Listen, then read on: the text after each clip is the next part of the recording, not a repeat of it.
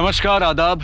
मैं Anoop Soni crime petrol सतर्क के ब्लैक हेडलाइंस अध्याय के आज के एपिसोड में आप सबका स्वागत करता हूं। यूं तो अपराध हर समाज का एक काला सच है जिसे ना चाहते हुए भी हमें स्वीकार करना पड़ता है, लेकिन जब एक पुलिस वाले का कत्ल होता है तो पूरे सिस्टम पर सवालिया निशान उठने लगता है। आइए देखते हैं कि 35 वर्षीय युवा कांस्टेबल सूरज सिंह की हत्या का राज क्या था और कौन था इस आपराधिक अध्याय का रचयिता।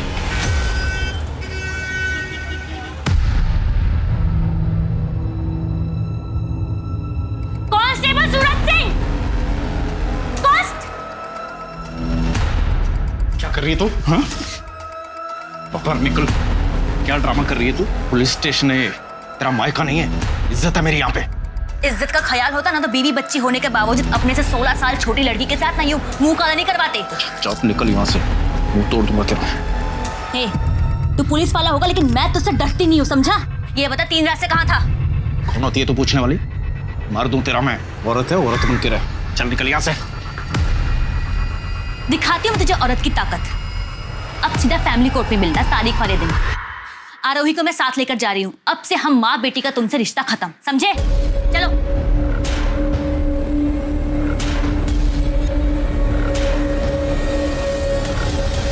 सॉरी सर, आगे से ऐसा नहीं होगा।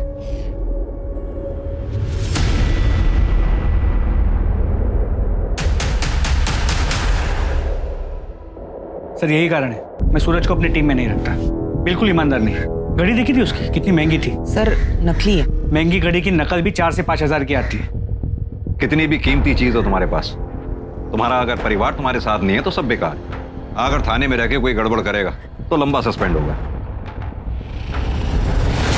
वो चौधरी मर्डर केस के बारे में कुछ पता चला क्या? सर खबरियों को काम पे लगा दिया है, देखते हैं क्या। Hello, sector 32 police station. अच्छा, एड्रेस बताइए।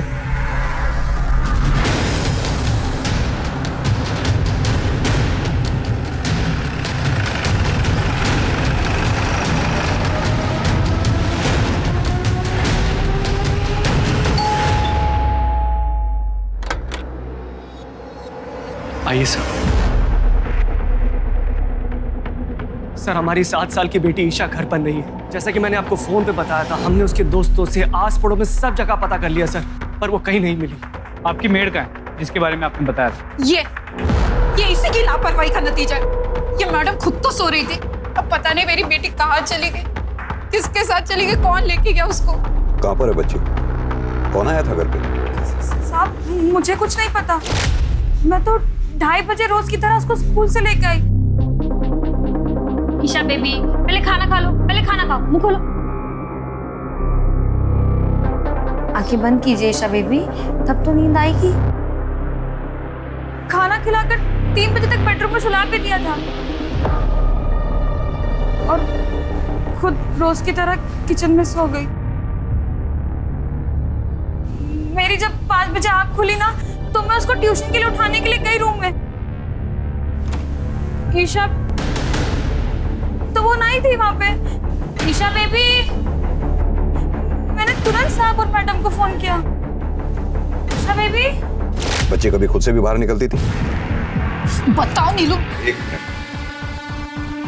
नहीं सर। घर में कुछ अटपटा लगा, जैसे दरवाजा खुला हो या सामान बिखरा पड़ा हो? नहीं। घर में इसके अलावा और कोई भी एंट्री है? नहीं सर। घर की चाबी किस किस के पास है? हम दोनों के अलावा बस इस नीलू को दे रखी थी। अरुणेश, मैंने तुम्हें कितनी बार कहा ईशा को चाइल्ड केयर में डालो, एक मेड पर ट्रस्ट मत करो। अब भुगतो। तुम्हारी चाबी कहाँ है? मेरे पास है, मैं लेकर आती हूँ।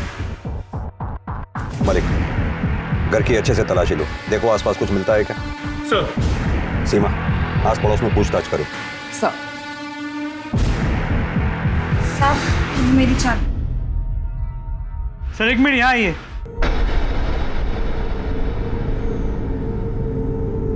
ये देखिए, सीसीटीवी कैमरा टूटा हुआ मिला, लगता है किसी ने बाहर से तोड़ दिया।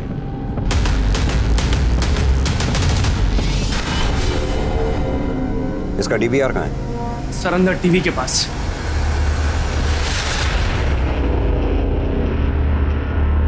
2:30 बजे नीलू ईशा को लेकर घर में घुसी। ये क्या? 3:12 पे सीसीटीवी डैमेज हो गया।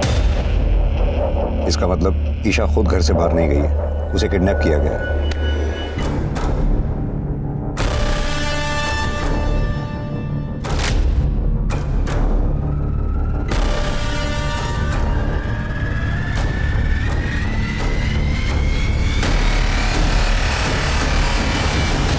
अब या तो किडनैपर के पास चाबी थी, उसने दरवाजा खोला, अंदर आया और ईशा को लेकर चला गया, या फिर दरवाजा अंदर से खुला, किडनैपर अंदर आया और ईशा को लेकर चला गया।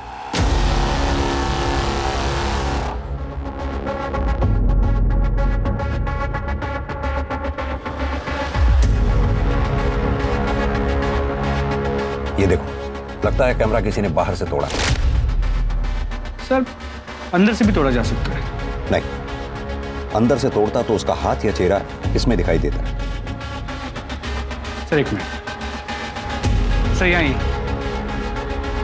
देखिए, यहाँ से भी तो तोड़ा जा सकता है। सर पड़ोसी से कुछ खास नहीं पता चला है। दोपहर का समय था तो सब लोग सो रहे थे। इनके मेड को साथ ले लो। सर आप लोग प्लीज थाने आके ईशा की मिसिंग कंप्लेंट लिखवा दीजिए, आपके सिग्नेचर्स चाहिए होंगे। जी सर। मुझे नहीं पता कहाँ है ईशा बेबी। सर मैडम मुझे नहीं पता ईशा बेबी कहाँ है। मैं क्यों झूठ बोलूंगी?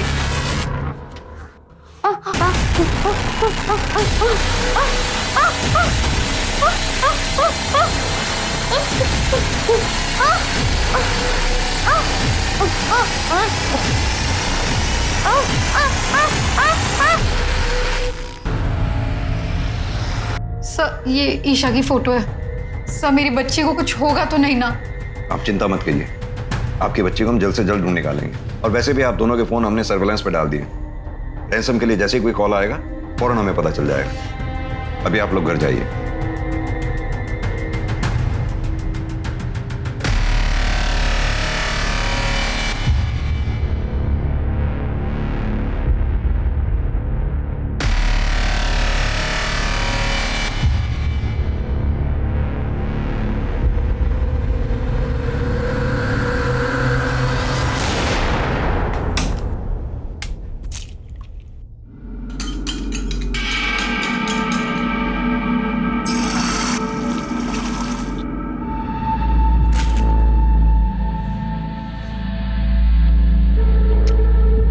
गुड मॉर्निंग बेटा, गुड मॉर्निंग। देखो मैं तुम्हारे लिए क्या लेके आया।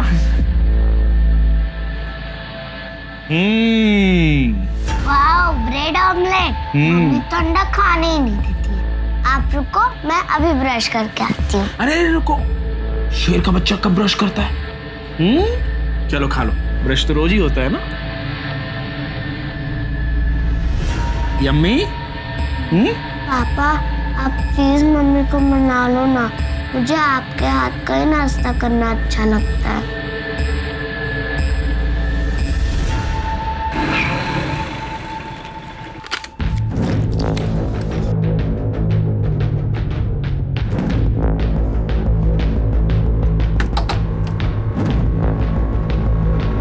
आगे बेटा, सब इंतजाम कर रखा है तेरे लिए, आजा।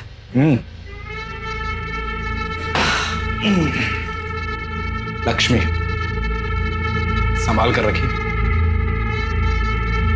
चांदनी, चांदनी बेटा।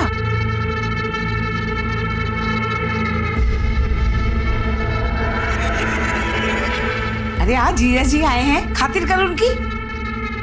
मैं पकौड़े बना के लाती हूँ। जी।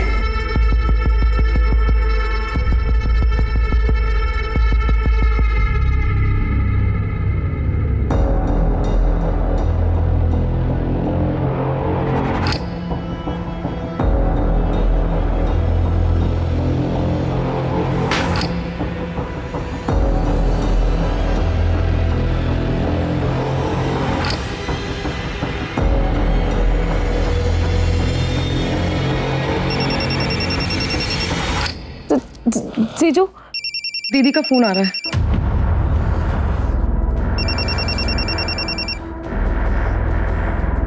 हाँ बोल। बोला था ना 2-4 दिन फोन मत करना। मुझे आरोही से बात करनी है। आरोही मेरे पास है, एक बार भी याद नहीं किया उसने तुझे। और याद करती ना तो तेरी बात करवा देता। तेरे जैसा नहीं हूं मैं। चल फोन रख मनोज।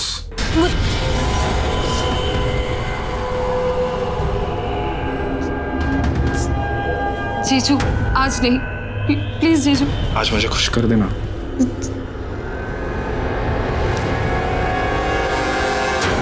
ये ईशा किडनैपिंग केस के बारे में कोई नया अपडेट? हमने ईशा की फोटो को सभी police station, highway police, railway station, bus stop और एयरपोर्ट के रोड पे सर्कुलेट किया, लेकिन कहीं से कोई लीड नहीं मिली। और लोकल किडनैपिंग गैंग के बारे में कुछ पता चला? सर मैंने खबरियों से इन्फॉर्मेशन निकाली, ईशा के केस में किसी लोकल किडनैपिंग गैंग का हाथ नहीं। सर ये रही ईशा की मेड नीलू के कॉल रिकॉर्ड्स। वो ईशा के घर के अलावा उसके घर के पास ही 2 और बंगलों में काम करती है और उसकी बातचीत उन घरों के मालकिनों से है और उसके अलावा उसके मामा के साथ है जिसके साथ वो रहती है। सर बस ये एक नंबर है जिसपे उसकी दोपहर और देर रात लंबी लंबी बातें करती है। किसका नंबर है? शंकर पांडे, बगल के बंगले में सिक्योरिटी गार्ड है। मैं मिली थी उससे, थाने बुलाया। सर मैंने ठाकुर हाउस के पहले की सीसीटीवी फुटेज चेक की है। इस आदमी को देखिए सर यही तो है शंकर पांडे। देखो नीलू, शंकर ने हमें सब सच बता दिया।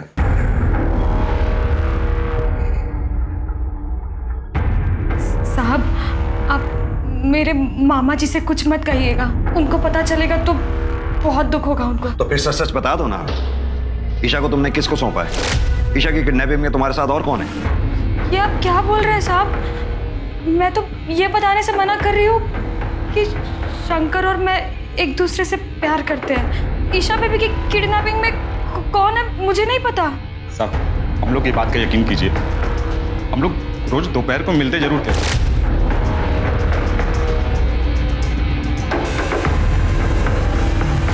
पर कल नहीं मिले थे। हम लोग गांव वाले साहब, हम लोग कहाँ किडनैपिंग करने जाएंगे? हम लोग कुछ नहीं किए।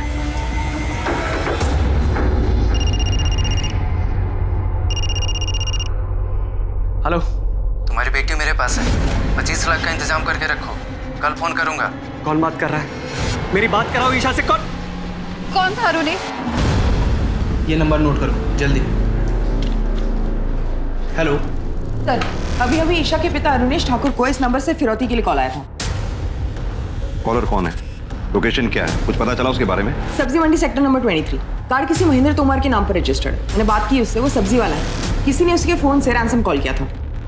सीमा फौरन एक काम करो, इस सब्जी वाले से कांटेक्ट करो, उसको क्रॉस वेरीफाई करो, ये झूठ बोल रहा है या सच। Sir quick. सर अगर ये मान ले कि ये किडनैपिंग नीलू और शंकर की साठगांठ से हुई, फिर भी बच्ची को कहीं तो रखा होगा।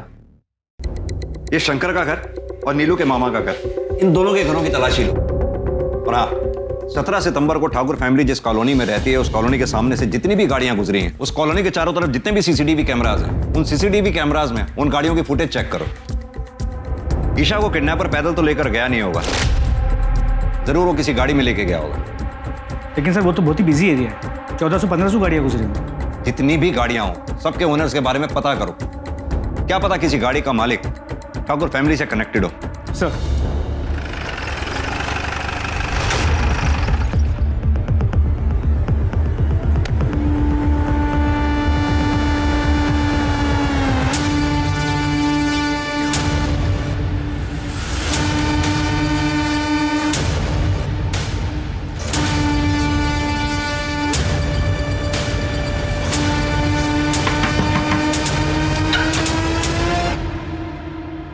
क्या हुआ साहब? आप नीलू के मामा?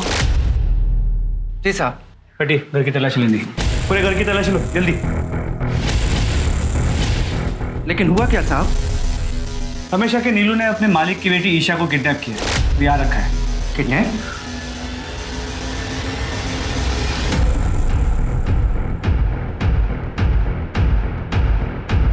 सर बच्चे नहीं मिले।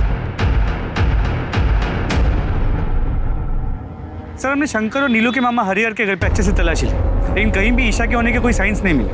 ठीक है।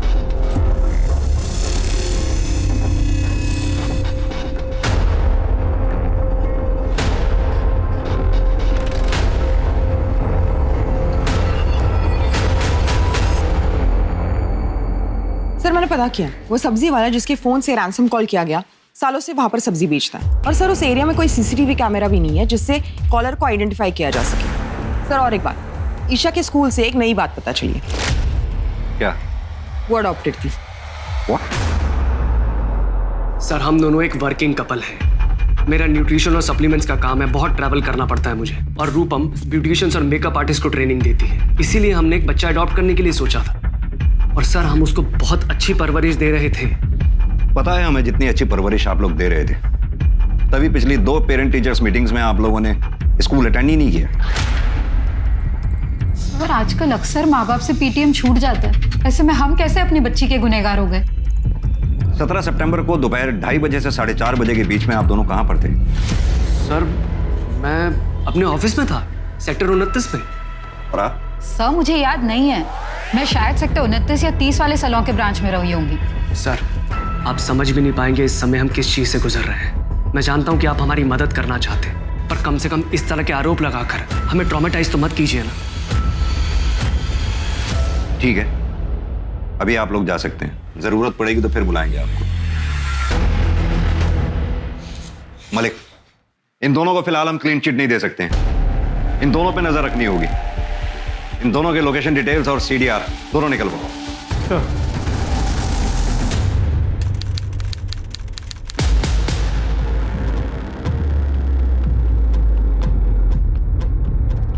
मैडम मुझे बड़े साहब से मिलना है। साहब मेरा पति कांस्टेबल सूरज सिंह मेरी बेटी आरोही को लेकर कहीं चला गया है और अभी उसका फोन भी बंद आ रहा है। सर सूरज सिंह तो 3-4 दिन से ड्यूटी पे भी नहीं आया। साहब मुझे मेरी बेटी की बहुत चिंता हो रही है साहब। आप घबराइए नहीं, शांति रखिए, हम दोनों को जल्द से जल्द ढूंढने की कोशिश करते हैं। पुलिस पर पहले से ही 7 साल की ईशा को ढूंढने का प्रेशर था और अब इसके बाद कांस्टेबल सूरज सिंह के अपनी 7 साल की बेटी आरोही के साथ गुम हो जाने से पुलिस की परेशानी और बढ़ गई थी। ईशा को ढूंढने के लिए फरीदाबाद पुलिस ने अपनी पूरी ताकत झोंक दी।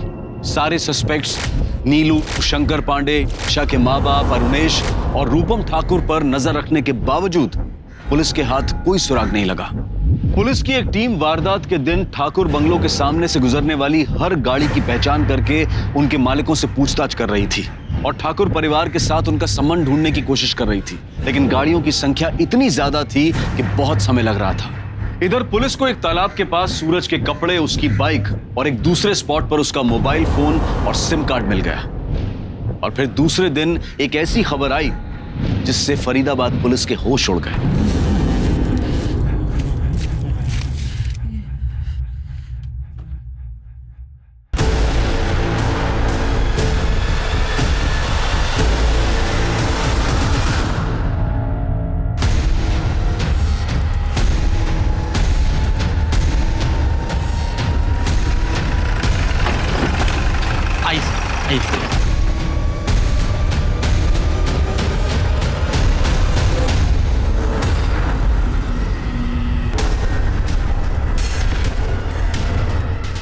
सतीश सर खुदाई करवाओ।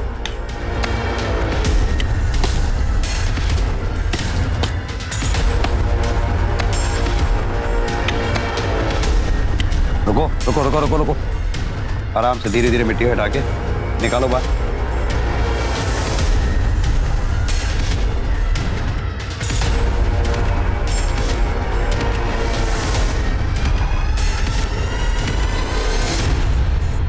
सर ये तो हमारा कांस्टेबल सूरज सिंह है।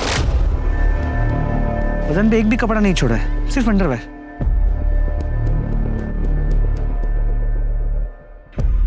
सर ये सूरज की बेटी आरोही हो सकती है, लेकिन चेहरा बुरी तरह कुचला गया है, पहचान पाना मुश्किल होगा। सर बच्ची के कपड़ों पे ब्लड स्टेन्स है, लगता है उसके साथ कोई दुष्कर्म किया हो। वारदात हुए भी काफी समय हो गया लगता है, दोनों बॉडीज बुरी तरह से डिकम्पोज हो चुकी हैं। ये फॉरेंसिक टीम और फोटोग्राफर्स को बुलाओ। सर ये सूरज सिंह की वाइफ अनीशा सिंह को बुलाकर दोनों बॉडीज आइडेंटिफाई करवा लो और जितनी जल्दी हो सके दोनों बॉडीज को ऑटोप्सी के लिए भेज दो। सर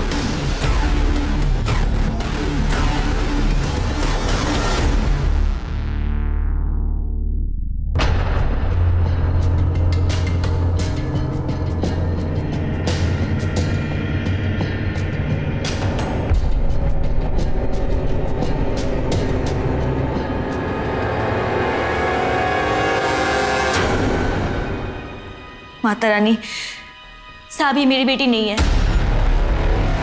मेरी बेटी के बाएं कंधे पर तिल है, इसके नहीं है। ये मनुष्य खुद तो मर गया, पता नहीं मेरी बेटी को कहां छोड़ गया है।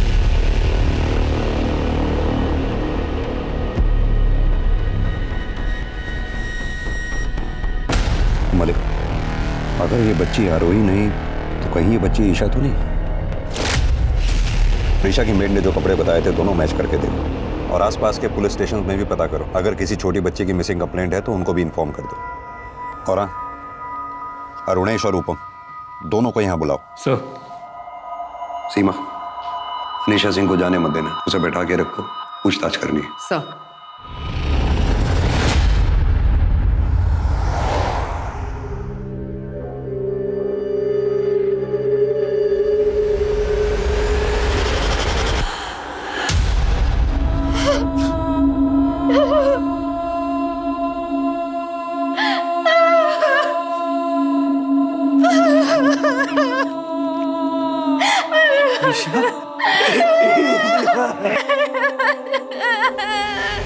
मलिक, ये सूरज सिंह और ईशा ठाकुर की लाश का एक साथ मिलना बहुत ही शॉकिंग है। क्या कनेक्शन हो सकता है इनका आपस में? सर, ये सूरज बहुत ही करप्ट और वेल कनेक्टेड। एक चांस ये है कि ये सूरज किडनैपर्स के साथ मिला हुआ, उसने ईशा के साथ दुष्कर्म किया, किडनैपर्स के साथ रैंसम के पैसे को लेकर झगड़ा किया, तो किडनैपर्स ने उन दोनों को मार दिया। तो फिर सूरज की बेटी आरोही कहाँ है? आरोही का ईशा की किडनैपिंग से क्या लेना देना है? क्या आरोही भी किडनैप्ड है? सर, ये केस अचानक से बहुत ही पेचीदा हो गया। हाँ, तो पेचीदा हो गया, कोई बात नहीं, लेकिन इस केस की हर एक परत को हमें खोलना होगा। पहला, ईशा को किडनैप किसने किया? दूसरा, ईशा और सूरज सिंह एक दूसरे से कैसे मिले, इन दोनों को किसने मारा? तीसरा, सूरज की बेटी आरोही कहाँ गायब है?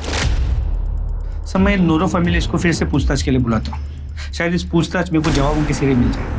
हाँ, और साथ में ये अरुणेश, रूपम, सूरज, अनीशा, नीलू, शंकर पांडे, इन सब के कॉल रिकॉर्ड्स को क्रॉस वेरीफाई करो। जी सर। सूरज को तो उसके किए की सजा मिली, लेकिन पता नहीं मेरी आरोही कहाँ है। क्या किए की सजा मिली सूरज सिंह को? सूरज मुझसे रिश्ता तोड़कर मेरी बुआ की बेटी चांदनी के साथ अय्याशी कर रहा था। सूरज! थप्पड़ क्यों मारा? गनीमत है थप्पड़ मारा, जान से नहीं मारा। और तुझे तो मैं आज ही बुआ के घर छोड़ के आऊंगी। तेरा भला सोचा फुफेरी बहन है, घर के पास कॉलेज आने जाने में सुविधा होगी, और तू मेरे पति के साथ चल चल।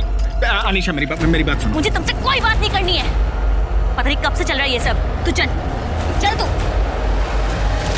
उसके बाद मैं मायके चली गई, लेकिन मैं कुछ दिनों में वापस आ गई थी। मुझे लगा वो सुधर जाएगा, लेकिन साहब वो 3-3, 4-4 रातों तक वापस नहीं आता था और बोलता था कि मैं नाइट ड्यूटी पे हूँ, और यहाँ मेरे बुआ के घर चांदनी के साथ पड़ा रहता था। तुम्हारी बुआ इस बारे में कुछ नहीं बोलती थी? सर, पुलिस वाले को कौन क्या बोलेगा, और सूरज तो हर किसी को हरी पत्ती दिखाकर खरीद लेता था। हमने सुना है तुमने कांस्टेबल सूरज के खिलाफ दहेज मांगने का आरोप लगाकर तलाक की याचिका दायर की। हाँ, तो उसने भी मुझ पर घर पे चोरी करने का इल्जाम लगाया था। साहब, जिस दिन मैं थाने आई थी सूरज को ढूंढने, ये बता 3 रात से कहाँ था? कौन होती है तो पूछने वाली? तब मैंने उसकी आंखों में देखा था, उसको बिल्कुल भी शर्म नहीं थी। मैं समझ गई थी कि सूरज के साथ मेरी जीवन रेखा यहीं समाप्त होती है, और इसीलिए तुमने सूरज सिंह की जीवन रेखा समाप्त कर दी। बड़ी सोची समझी साजिश के तहत तुमने अपनी बेटी आरोही को कहीं छुपा रखा। जरूर तुमने सूरज सिंह को ईशा के साथ दुष्कर्म करते हुए देख लिया होगा। उसी गुस्से में आकर तुमने सूरज सिंह को मार डाला।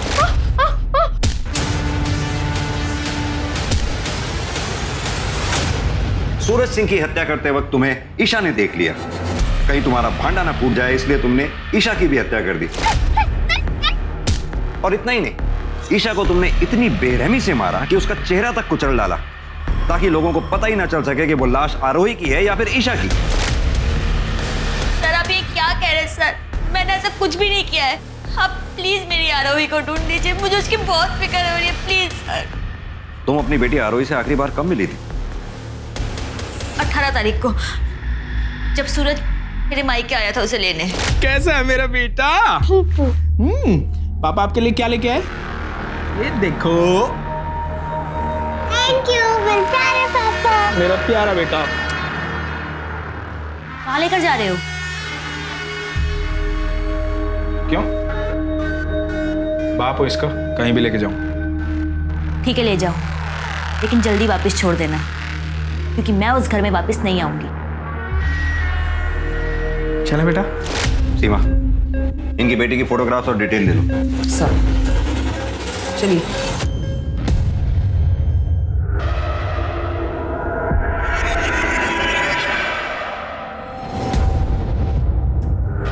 भैया एक पैकेट दूध, चाय पत्ती, शक्कर और ब्रेड दे दीजिए।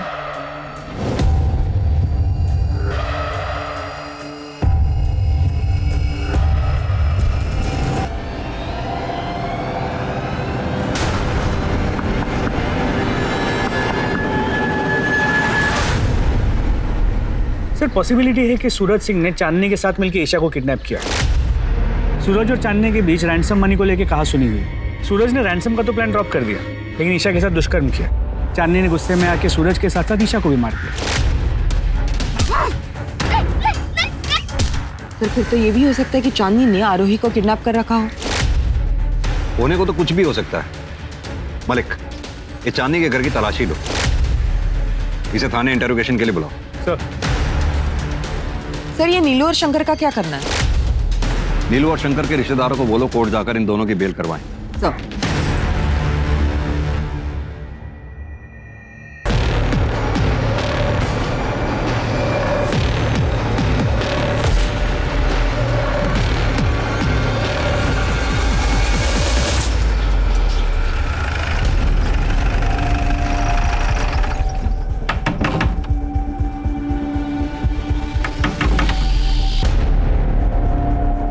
जी चांदनी चौहान का घर है। मेरी बेटी है वो।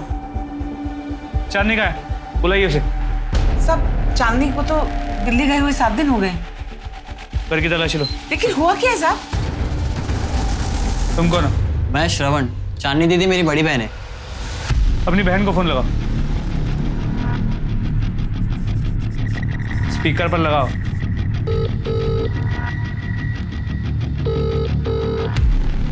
सर जब से गई है वो किसी का फोन नहीं उठा रही है, ना मेरा ना माँ का। लेकिन साहब ये तो बताओ हुआ क्या है? कांस्टेबल सूरज सिंह की हत्या हो गई और उनकी बेटी आरोही गायब है। अब इसके बारे में जानती हैं?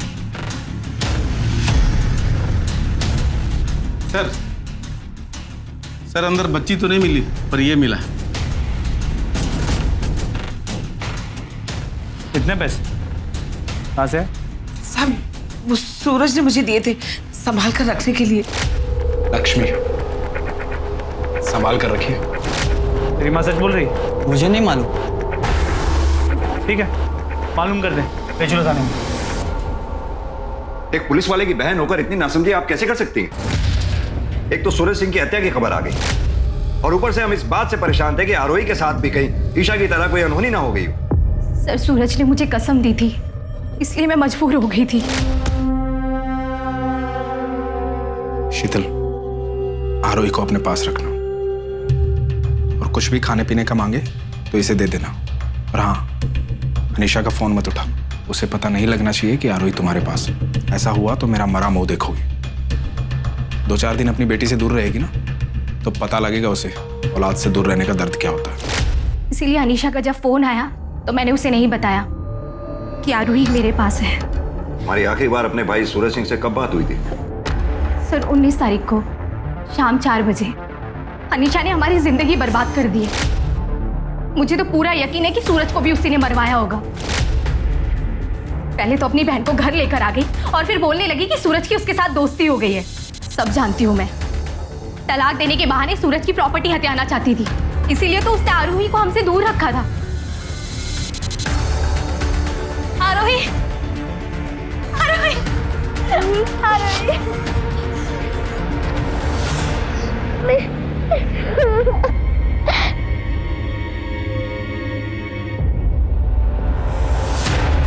सर शीतल के बयान के बाद हम अनीशा को क्लीन चिट नहीं दे सकते और मुझे ये शीतल भी थोड़ी ओवर स्मार्ट लगती है। इस शीतल के कॉल डिटेल्स निकलवाओ। अपने आदमियों को बोलो कि अनीशा और शीतल दोनों पे नजर बना के रखें। सर मलिक, ये सूरज सिंह के लोकेशन रिकॉर्ड्स का क्या हुआ? सर कल तक आने के चांसेस है। एक बार सूरज के लोकेशन रिकॉर्ड्स आ जाए तो हमें सूरज के उस दिन का रूटीन का पता चल जाएगा। अब फिर हमारे लिए सूरज के कातिलों तक पहुंचना और आसान हो जाएगा।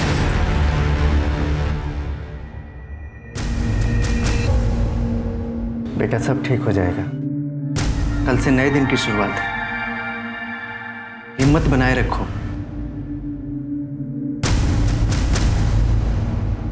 ये आप क्या बोले जा रहे हैं साहब? कौन ईशा ठाकुर? अच्छा, ये इस बच्ची का नाम है ईशा ठाकुर, जिसकी लाश हमें सूरज सिंह के साथ मिली है। मेरा यकीन कीजिए साहब, मैं सच कह रही हूँ, किसी को नहीं मारा मैंने। सर एक मिनट सर, ये देखिए सूरज सिंह के कॉल रिकॉर्ड्स।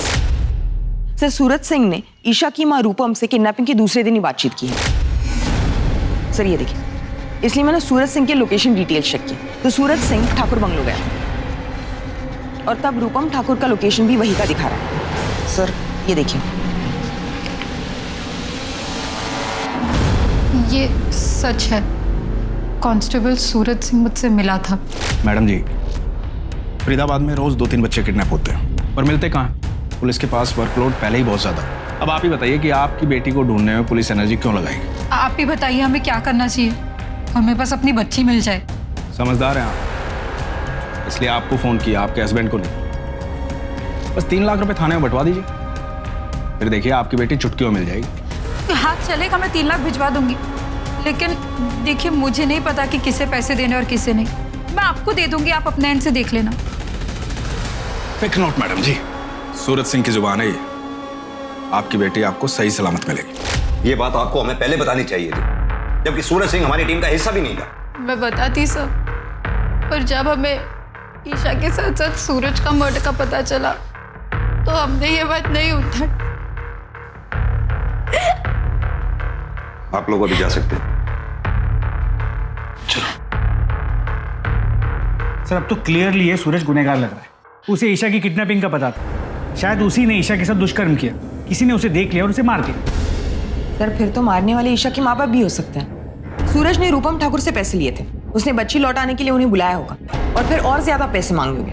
उन्होंने देने से मना कर दिया तो सूरज सिंह ने ईशा के साथ दुष्कर्म किया और उसे मार दिया होगा। और फिर गुस्से में आके अरुणेश ने या रूपम ठाकुर ने सूरज सिंह को मार दिया होगा। ये रूपम और अरुणेश, इन दोनों पे नजर बनाए रखो। मलिक, ये चांदनी चौहान का लोकेशन ट्रेस हुआ? जी सर, दिल्ली की लोकेशन। तो दिल्ली के लिए फौरन रवाना हो। दिल्ली की पुलिस की मदद से उसे अरेस्ट करके लाओ। सर, सूरज सिंह और ईशा ठाकुर की पोस्टमार्टम रिपोर्ट आ गई। दोनों मौतें 19 सितंबर को 8:30 से 10:30 बजे के बीच में हुई। पर ये सूरज सिंह के पेट में अल्कोहल की मात्रा बहुत ज्यादा पाई गई। कमाल की बात है सीमा, सूरज सिंह के सर पर हत्यारे ने 2 बार वार किया। पहली बार किसी भारी डंडे से, फिर थोड़ी देर बाद किसी लोहे की भारी चीज से। सर यानी कातिल ने सूरज सिंह को एक बार मारा, वो मरा नहीं तो दोबारा वार किया। सीमा, तुम्हारा शक सही था, ईशा के साथ दुष्कर्म हुआ। सर सीमेन ट्रेसेस के बारे में कुछ मेंशन है? मैंने सूरज सिंह का जो डीएनए टेस्ट करवाया था वो ईशा के प्राइवेट पार्ट से मिले स्किन सेल के डीएनए से मैच नहीं करता। सर यहाँ पर तो अपनी पूरी की पूरी थ्योरी उल्टी पड़ती है। यानी कि सूरज सिंह ने ईशा के साथ दुष्कर्म नहीं किया, हो सकता है उसके किडनैपर साथी ने किया हो और फिर झगड़े में दोनों को मार दिया होगा। सीमा, अब हमें यह पता लगाना होगा कि ईशा का किडनैपर, रेपिस्ट, मर्डरर कौन था और उसका सूरज सिंह के साथ क्या कनेक्शन था। Right sir. वो उन गाड़ियों के बारे में जो मैंने पता करने के लिए कहा था, जो ठाकुर कॉलोनी के घर के बाहर से उस दिन गुजरी थी, कुछ पता लगा उनके बारे में? सर काम चल रहा है, लेकिन अब तक जितने भी व्हीकल ओनर से बात हुई है उनका ठाकुर फैमिली से दूर दूर तक कोई लेना देना नहीं। बाकी जितने भी व्हीकल ओनर्स बचे हुए हैं उनकी भी जांच पड़ताल जारी रखो। सर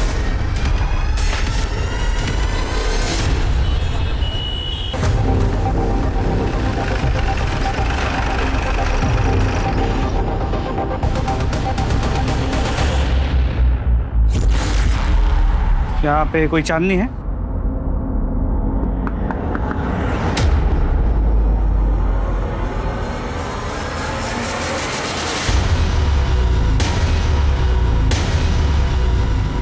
सर पुलिस वाले को मारना मजाक है क्या?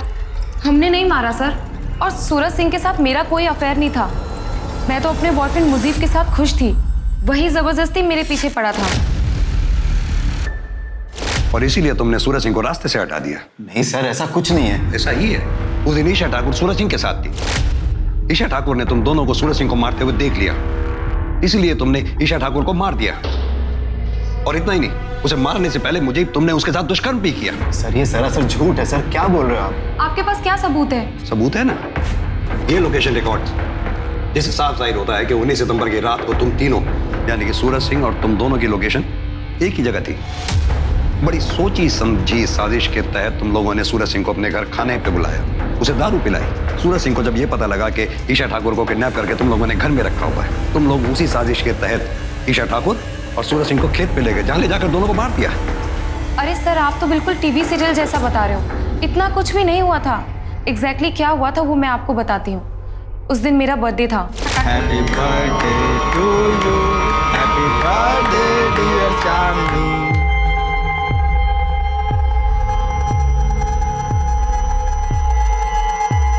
मुझे से तुझे पहले मिलवाना चाहिए था ना चांदनी। मैं दो प्यार करने वालों के बीच में नहीं आता। खुश रहो।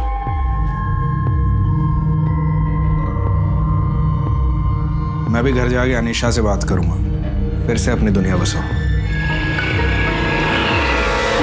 बस उसके बाद जीजा जी अपने घर के लिए निकल गए और 1 घंटे बाद मैं और मुजीब दिल्ली के लिए निकल गए। सूरज सिंह घर के लिए निकला जरूर, लेकिन घर पहुंचा नहीं। सर अब आगे क्या हुआ हमें क्या मालूम। आप खुद सोचिए ना, अगर हम लोगों ने ये कांड किया होता तो हम अपना मोबाइल नहीं बंद करते। बंद नहीं किया तो क्या हुआ? तुम फोन उठा भी तो नहीं रही थी। सर वो तो इसलिए क्योंकि माँ मुजीब को पसंद नहीं करती थी, वो बेवजह का ज्ञान बांटने लगती। सर चांदनी का बयान सही है। सूरज की मोबाइल की लोकेशन रात 10 बजे तक चांदनी के घर की थी, और उसके बाद उस जगह की जहाँ पे हमें सूरज के कपड़े और मोबाइल मिले। वारदात की जगह कोई सीसीटीवी भी नहीं है, वरना सब क्लियर हो जाता। ये ईशा ठाकुर के पास सूरज सिंह पहुंचा कैसे? कोई कनेक्शन भी तो नहीं मिल रहा। सर शायद ईशा चांदनी के घर पे और सूरज उसे वहां से लेके निकला। लेकिन मलिक ये बस एक थ्योरी है, हमारे पास कोई सॉलिड एविडेंस नहीं है। ये ईशा ठाकुर के केस में कौन कौन प्राइमरी सस्पेक्ट्स हैं? सर ईशा के माँ बाप रुनेश और रूपम ठाकुर, सिक्योरिटी गार्ड शंकर पांडे और मेड नीलू। लेकिन फिलहाल तो ये सब क्लियर दिख रहे हैं। सूरज सिंह के केस में सर सस्पेक्ट्स तो बहुत। सूरज की बहन शीतल, उसकी बीवी अनीशा, उसकी साली चांदनी, चांदनी की माँ पूनम, चांदनी का बॉयफ्रेंड मुजीब और ईशा के माँ बाप रुनेश और रूपम। इन सबके पास मोटिव थे। मलिक, ये पूनम, चांदनी और मुजीब, इन तीनों को छोड़ दो, लेकिन हाँ मुजीब का सीमेंट टेस्ट कराओ। अगर ईशा की बॉडी में मिले सीमेंट से मुजीब खान का सीमेंट मैच कर गया तो मतलब साफ है, ईशा का रेपिस्ट मुजीब खान ही है।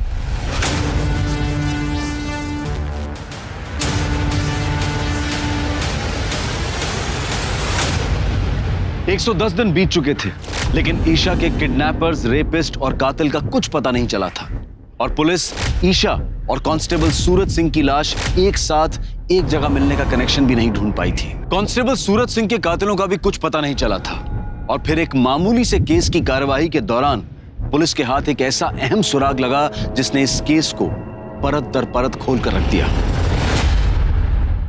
ए, चलो उठो तुम सब, उठो। अभी तो छोड़ रहा हूं, और आगे से तुम सबके खिलाफ बाइक रेसिंग की कोई भी कंप्लेंट आई ना तो सीधा अंदर कर दूंगा, समझे? चलो सीधे अपने अपने घर जाओ। इधर आओ, तुम दोनों जाओ। चांदनी का भैया ना बाइक रेसिंग करता है।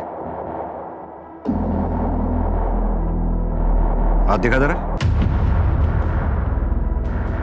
बहुत महंगी घड़ी पहनी है। SS, इसका मतलब है सूरज सिंह। क्यों घुमा रहा है इतना? ये घड़ी सूरज सिंह की है।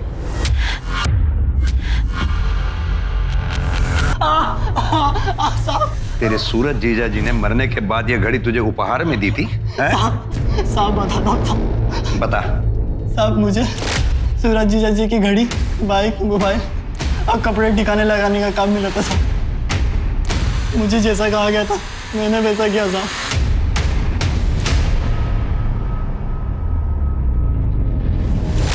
सीधी तरह से बता, इस जुर्म में तेरा साथी कौन था? बोल। बहुत घुमाया तुम लोगों ने। अब सीधी तरह से यह बताओ कि सूरज सिंह को कैसे मारा, ईशा ठाकुर को किडनैप और रेप एंड मर्डर कैसे किया? कौन ईशा ठाकुर? सर ईशा को हमने आज तक देखा ही नहीं, तो कैसे किडनैप करेंगे और क्यों मारेंगे? तू तो पहले ही दिन से झूठ बोल रहा है। एक बात का यकीन करूं भी तो कैसे? सर ये सच कह रहा है। जहाँ तक सूरज का सवाल है, हमने उसे मारने की कोशिश जरूर की थी। जीजू, नदी किनारे चलें क्या? ठंडी हवा में थोड़े मजे भी ले लेंगे।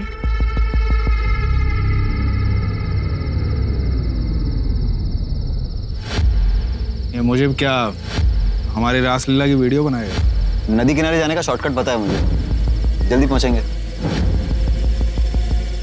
फिर सर हम उसे नदी किनारे नहीं बल्कि जंगल लेकर गए। बाइक क्यों रोकी? तू कहाँ लेके आया जंगल में? जीजा जी, मैंने आपसे कितनी बार कहा कि मैं आपसे प्यार नहीं करती, मैं मुजीब से प्यार करती हूँ और ये मेरा बचपन का प्यार है और हम दोनों एक दूसरे से शादी करना चाहते हैं। जी सर। मजनू, मुझे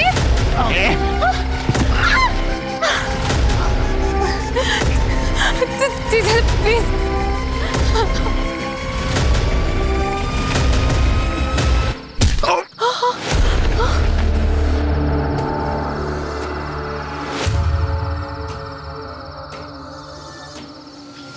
ये तो मर गया। अच्छा वो मर गया, लेकिन इसके बॉडी का कुछ तो करना पड़ेगा ना।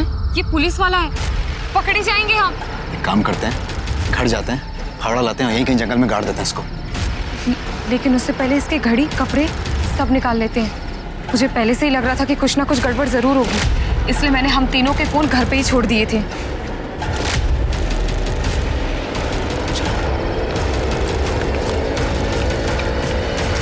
उसके बाद सर हम घर आए, सूरज के कपड़े, घड़ी, मोबाइल और बाइक श्रवण को दी और कहा कि उसे ठिकाने लगा दे। और फिर हम फावड़ा लेके जंगल गए।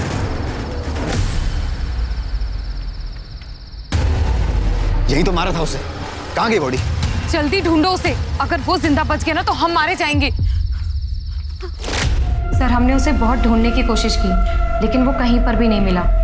हमें लगा शायद वो जिंदा बच गया है, इसलिए सर हम डर के मारे दिल्ली भाग गए। मलिक, जब तक ये दोनों सच ना बोले अच्छी तरह से कुटाई करो इनकी। सर, हमारी टीम जब ईशा ठाकुर के घर के बाहर वाले रास्ते की सीसीटीवी फुटेज चेक कर रही थी तो सर ये मिला, ये टेम्पो। इसके मालिक के बारे में पता किया तो इसका कनेक्शन ईशा के घर वालों से। क्या कनेक्शन है? कौन है इस टेम्पो का मालिक? हाँ, तो ये सारा हंगामा तेरा खड़ा किया गया है।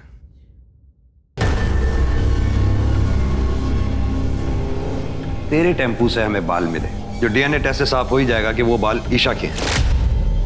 अब तू सीधी तरह से ये बता कि तूने ईशा को किडनैप कैसे किया और मारा कैसे? बोल।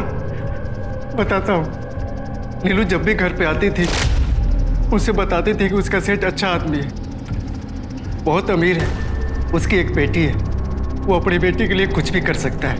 ये बात मेरे मन में बैठ गई थी साहब। मैंने एक नया टेम्पो लिया था, उसके पैसे भरने थे। मैंने ईशा को किडनैप करने का सोचा और बंगले पे नजर रखने लगा साहब। शंकर और नीलू के चक्कर का पता चल चुका था मुझे। मैंने सोचा उसी आड़ में किडनैप करूं। नीलू के पास एक चाबी होती थी, मैंने पहले ही घर पे साबुन पे चाबी का निशान ले लिया था साहब। सीसीटीवी कैमरा पहले ही देख चुका था।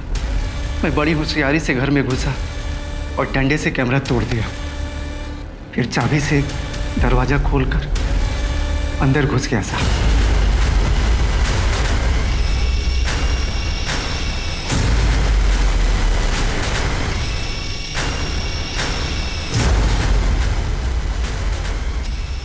मैंने ईशा को गली के बाहर ही टेम्पो में रख दिया और भाजी वाले से फ़ोन लेकर फिरौती के लिए कॉल किया। लेकिन जब आप लोग मेरे घर पर तलाशी करने के लिए आए तो मैं बहुत डर गया साहब। मुझे लगा कि मेरी चालाकी बेकार गई, पुलिस मुझे पकड़ लेगी।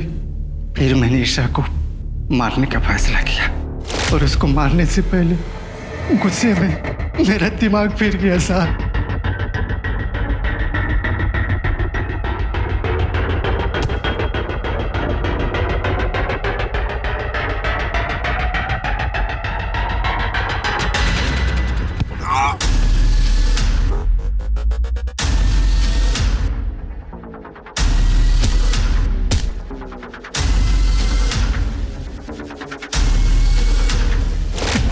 लेके जाओ उसे।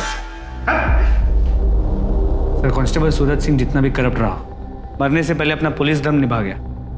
ईशा के लिए आखिरी सांस तक लड़ता रहा। मलिक, चांदनी चौहान, पूनम चौहान, श्रवण चौहान और चांदनी का बॉयफ्रेंड मुजीब खान, इन चारों के खिलाफ अटेम्प्ट ऑफ मर्डर और सच छुपाने के जुर्म में केस दायर करो। जी सर। आज के समय में शायद कोई भी कभी भी धोखा दे सकता है, चाहे वो खून का रिश्ता हो या फिर मामूली जानकार, पर सतर्क रहना ही अपराध से बचने की सबसे पहली सीख है। अब मैं अनूप सोनी आपसे विदा लेता हूं, फिर मुलाकात होगी क्राइम पेट्रोल सतर्क के ब्लैक हेडलाइंस अध्याय में एक और नए केस के साथ। और याद रखें, क्राइम और आपके बीच में सिर्फ इतना फर्क है कि आप कितने सतर्क हैं। सतर्क रहें, सुरक्षित रहें। जय हिंद।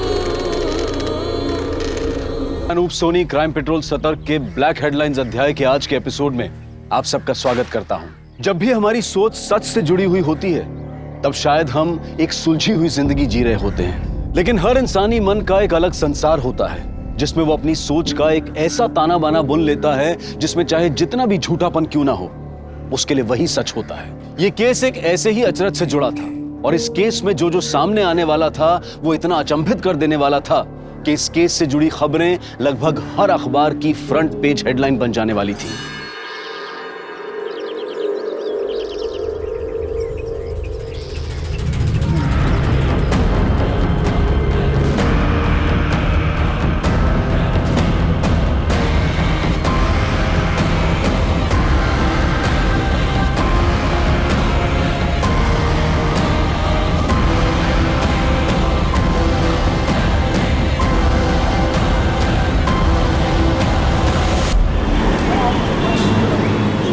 जीता, मैं 3 महीने से उस ऐप पर काम कर रहा था। उस राठौड़ ने मेरी ऐप का क्रेडिट ले लिया और तुमने कुछ भी नहीं किया। श्रीधर, राठौड़ के आगे मेरी कोई कुछ सुनने वाला था क्या?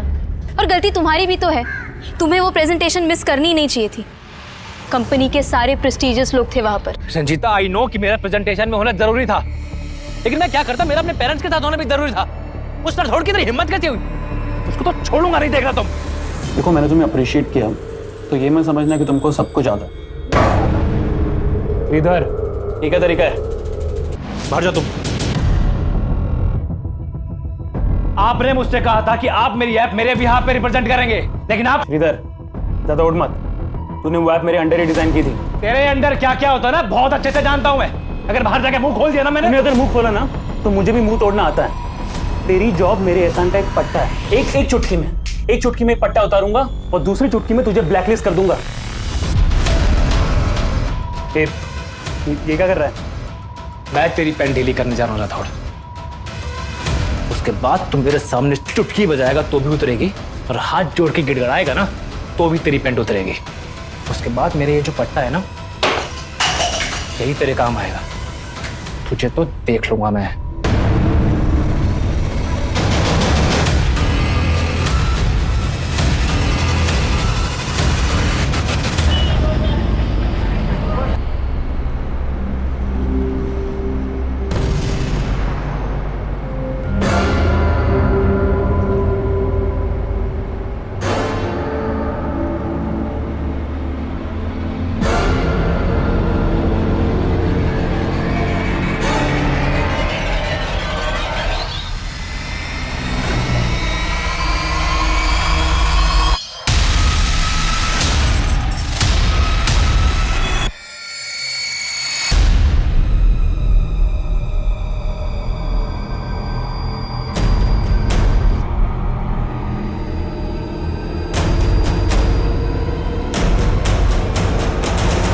Cheers.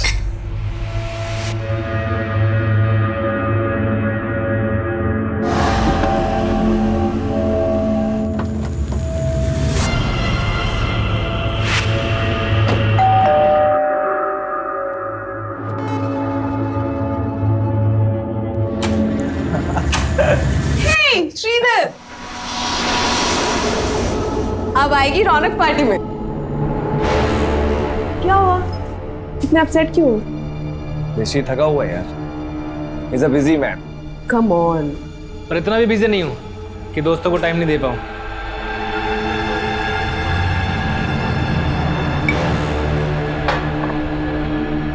ये हुई ना बात। वैसे श्वेता तेरी टाइमिंग बहुत अच्छी है। अच्छा सुन, तेरे पास वो पीबीडी का क्रेडिट कार्ड है ना, तो फूड ऑर्डर कर दे, 30% डिस्काउंट है। खाना तो तुझे मैं खिला दूंगा, पहले ये बता तूने मेरी टी शर्ट क्यों पहनी है? दोस्त दोस्त की टी शर्ट नहीं पहन सकते क्या यार? चिल रहा ना यार। टी शर्ट यहाँ उतार, अंदर उतार, मुझे फर्क नहीं पड़ता। टी शर्ट चाहिए तेरे? हाँ। जब ये टी शर्ट मैं नहीं पहन सकता ना, तो तू भी नहीं पहन सकता। निमेश, निमेश, की बात मत कर, समझा? अपने आप को देख, जो तेरी नजर गंदी है। छोड़ तू उसको बचा रहे। इसकी तेरी गर्लफ्रेंड के ऊपर भी गंदी नजर है। देख लिया था कैसे चिपक चिपक के बैठा था ये। क्या बकवास किए जा रहे हो तुम?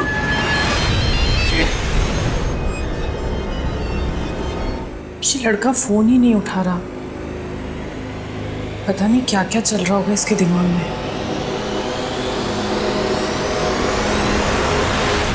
आज मैं आपको मार्शल आर्ट्स के कुछ ऐसे फाइटिंग एसेंशियल्स के बारे में बताने जा रही हूँ जिनसे आप तब से पहले तू लड़कों को घूमती है और फिर तू उनको हलाल करने के नए नए तरीके सीखती है। देख क्या रही है, अपने बॉयफ्रेंड को बुलवा के पिटवाएगी मुझे। महेंद्र, मैंने तुमसे पहले भी कितनी बार कहा है कि मेरा कोई बॉयफ्रेंड नहीं है। ए, पति हूं मैं तेरा, तेरी रग रग से वाकिफ हूं, समझी ना? इसलिए ना मैंने अपने बैंक अकाउंट्स, अपनी पॉलिसीज, सब जगह से तेरा नाम हटवा के किसी और को नॉमिनी बनवा दिया है। तुम्हें लगता है कि मैं मर्डर करवाऊंगी तुम्हारा?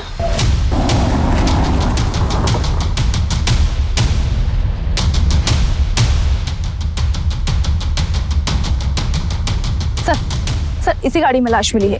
गाड़ी की नंबर प्लेट हटा दी गई है और गाड़ी भी लॉक्ड है। सर इधर आइए। सर ये देखिए, लाश को बड़े ही अजीब ढंग से पैक किया गया है। गाड़ी खुलवाओ।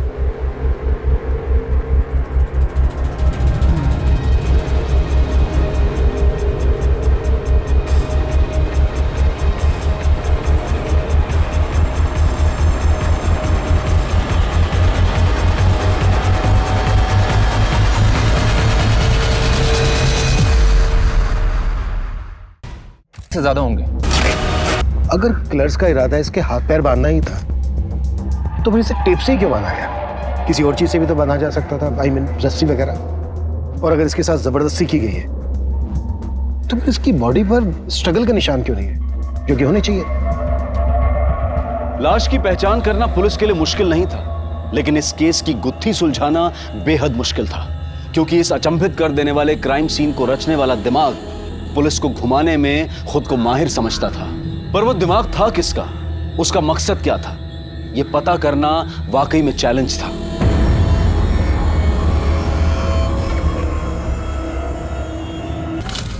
इस पेन ड्राइव में मेरी मोहब्बत का पैगाम है, देख जरूर लेना।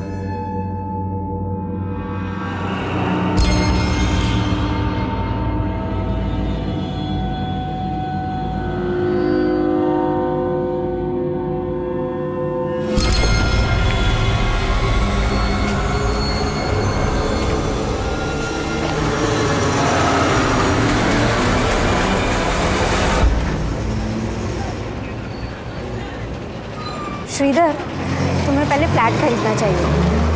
तुम आई बाबा को यहाँ मुंबई में लाना चाहते हो ना, तो पहले घर ले लो, कार तो बाद में भी ले सकते हो। तो कार लेने का आइडिया फिर मैं ड्रॉप ही कर देता हूँ।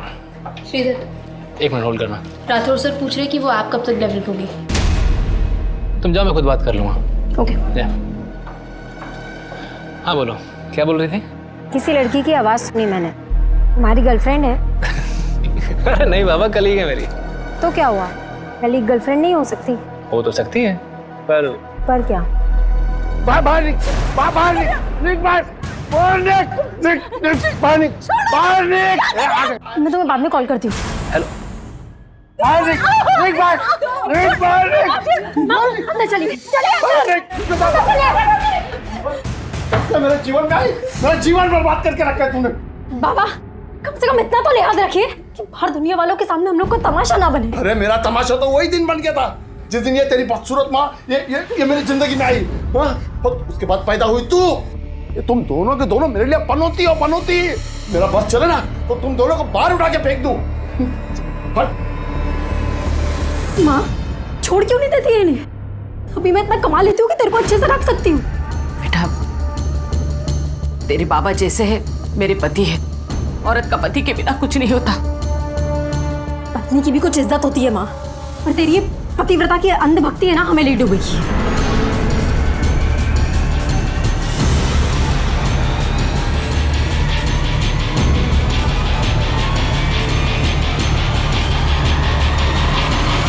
तुम तो कहती थी कि हमें कभी नेगेटिव नहीं होना चाहिए, और तुम खुद अपने पापा को लेकर इतनी नेगेटिव हो। मेरे बाबा उस कैटेगरी में नहीं आते। उनका बस चले तो ना वो मेरी आई को जिंदा छोड़ेंगे और ना मुझे। फिर तो तुम्हें पुलिस के पास जाना चाहिए। इसे इतना लाइटली मत लो तुम पुलिस के पास गए? तुम्हें शक था ना कि कोई तुम्हारी जान ले सकता है? मेरी फिक्र मत करो, मैंने ऐसे पत्ते बिछा दिए हैं कि कोई मेरा बाल भी बांका नहीं कर सकता। सर, इसकी मौत दम घुटने की वजह से ही हुई है, लेकिन मरने से पहले से बेहोश किया गया था। इसकी बॉडी में सेडेटिव के ट्रेसेस मिले हैं।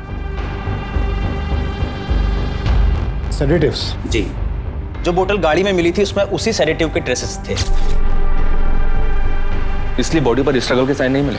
पानी की बोतल गाड़ी में मिली, हो सकता है किलर्स भी गाड़ी में मौजूद हो और उन्होंने उस पानी की बोतल में सेडेटिव मिला दिया हो जानबूझकर, और फिर जबरदस्ती विक्टिम को बुला दिया। हो सकता है सर कार विक्टिम की हो, इसलिए कार की नंबर प्लेट गायब कर दी गई।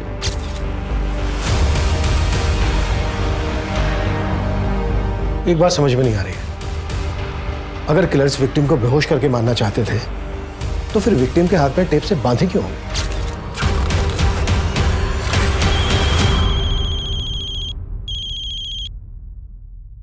Hello sir. हाँ बोलो। चेचिस नंबर से गाड़ी के ऑनर का पता चला है। ये गाड़ी किसी राजेश पई के नाम पर रजिस्टर्ड है। क्या विक्टिम ही राजेश पई है? जी नहीं सर, मैंने इसकी डिटेल्स निकलवाई है। ये राजेश पई कोई और है। राजेश भाई वो लड़का कौन है जिसकी लाश मिली है तेरी गाड़ी में? सर वो मेरी गाड़ी नहीं है, मैंने तो अपनी गाड़ी 1.5 महीने पहले श्रीधर को बेच दी थी। तो फिर ये लड़का कौन है? सर यही तो वो लड़का है श्रीधर जिसको मैंने अपनी गाड़ी बेची थी। राजेश जी, गाड़ी तो अच्छी है लेकिन 1.5 लाख से ऊपर वैल्यू नहीं है इसकी। अरे क्या बात कर रहे हो, 1 महीने पहले 1.75 दे रहे थे भाई, इससे कम में नहीं बेचूंगा। चलो एक काम करो राजेश जी, श्रीधर भाई है अपना, ना इसकी ना आपकी, 1.60 में सौदा तय करते हैं। जैसे इसने मुझे पैसे दिए और मैंने डिलीवरी नोट इसको दे दिया था। सर अगर आप चाहें तो मैं डुप्लीकेट पेपर्स भी आपको दिखा सकता हूँ। तुम नकली पेपर तूने पहले से बनवा के रखे? हाँ? नहीं सर, अगर आपको विश्वास नहीं होता तो आप श्रीधर के दोस्त निमेश से पूछ लीजिए।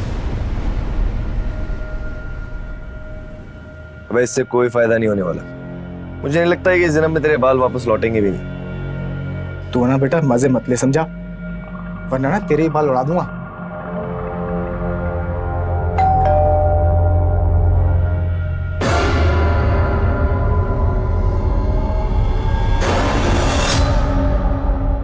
श्रीधर यहीं रहता था? जी सर।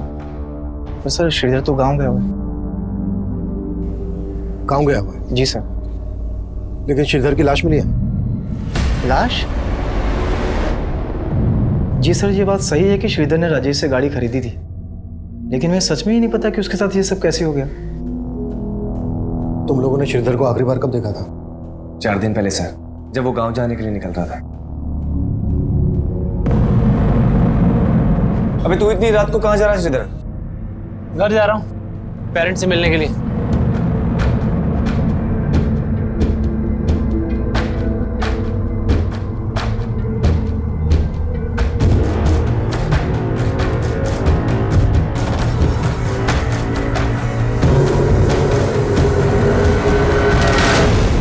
चार दिन पहले श्रीधर अपने गांव के लिए निकला और 4 दिन पहले ही श्रीधर का मर्डर हुआ। जब श्रीधर अपने गांव नहीं पहुंचा तो उसके घर वालों ने तुम लोगों को फोन नहीं किया? नहीं सर, उसके घर वालों से हमारी बात नहीं होती थी और ना ही हमारे पास उनका नंबर है। इन 4 दिन में तुमने भी श्रीधर को कोई कॉल नहीं किया? नहीं सर, क्योंकि सर ने सपने में भी नहीं सोचा था कि उसके साथ ये सब हो जाएगा। छुपा तो नहीं रहे हो तुम दोनों हमसे कुछ? नहीं सर। काम क्या करता था श्रीधर? सर वो गोल्डन आर्या इन्फोटेक कंपनी में सॉफ्टवेयर इंजीनियर था। श्रीधर का किसी के साथ कोई लड़ाई झगड़ा दुश्मनी, कोई लड़की का चक्कर, गर्लफ्रेंड वगैरह? नहीं सर, ऐसा तो कुछ भी नहीं था। श्रीधर का नंबर दो हमें। जी सर। और जिस कमरे में वो रहता था वो कमरा दिखाओ। आइए सर।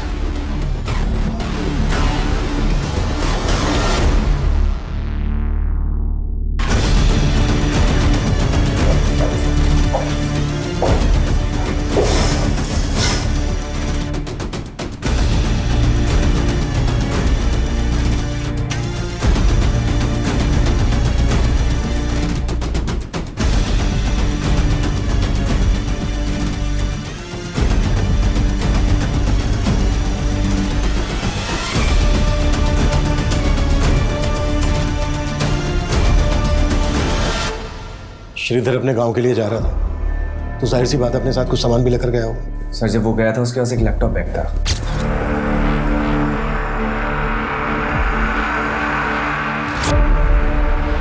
सिर्फ एक लैपटॉप बैग, कोई दूसरा बैग, लगेज बैग वगैरह लेकर नहीं गया अपने साथ?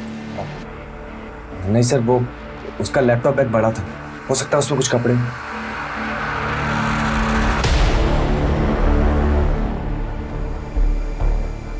सर मैंने श्रीधर का फोन सर्विलेंस पे डालने के लिए दिया तो पता चला कि उसका फोन अब भी एक्टिव है। पहल जा रही है लेकिन कोई उठा नहीं रहा है। What? श्रीधर का फोन अभी भी एक्टिव है? जी सर। अब मैं हूँ इतना चार्मिंग, लड़कियां तो इम्प्रेस हो ही जाएंगी। पर शादी सोच समझ के करना।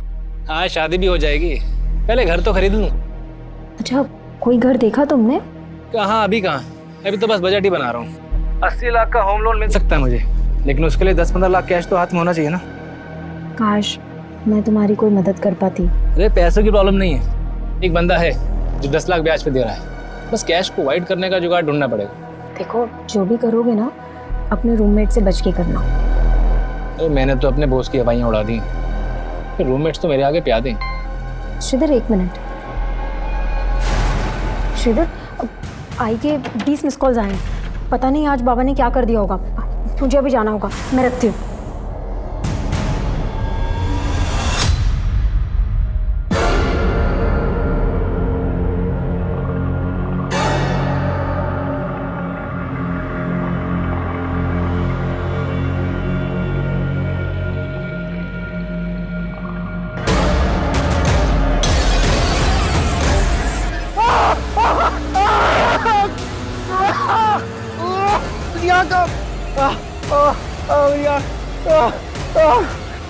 तुम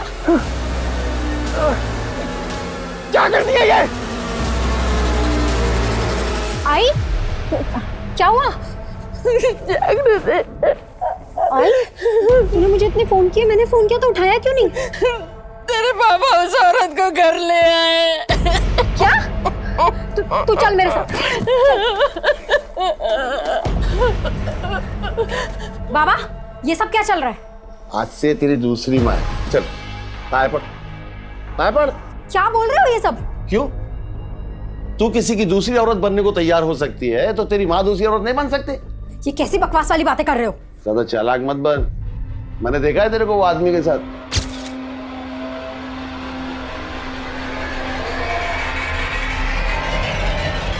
आपका पूरा दिमाग खराब हो गया है बाबा। अभी शर्मा मत। अच्छा क्या तूने खुद ही ढूंढ लिया अपने लिए? जा जा, भाग जा उसके साथ, वैसे भी कोई दूसरा मिलने वाला नहीं तेरे। जा।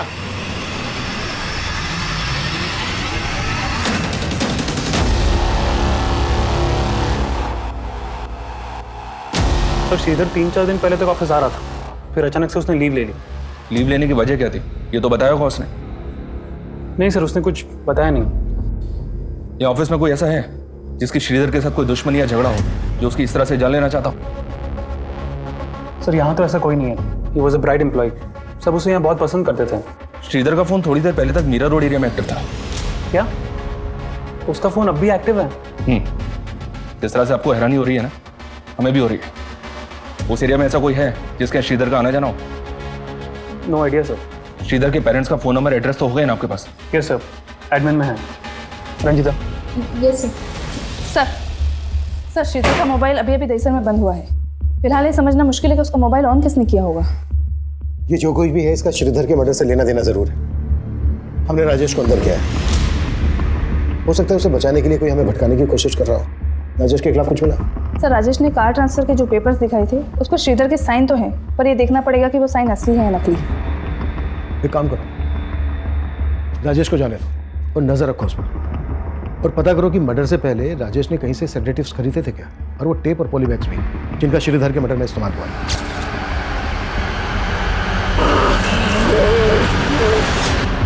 श्रीधर के घर वालों से कांटेक्ट किया?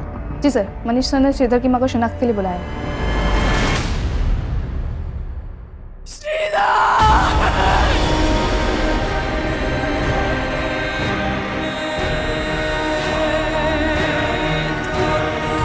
अम्मा दिन रात काम करूंगा तभी तो यहाँ घर ले पाऊंगा।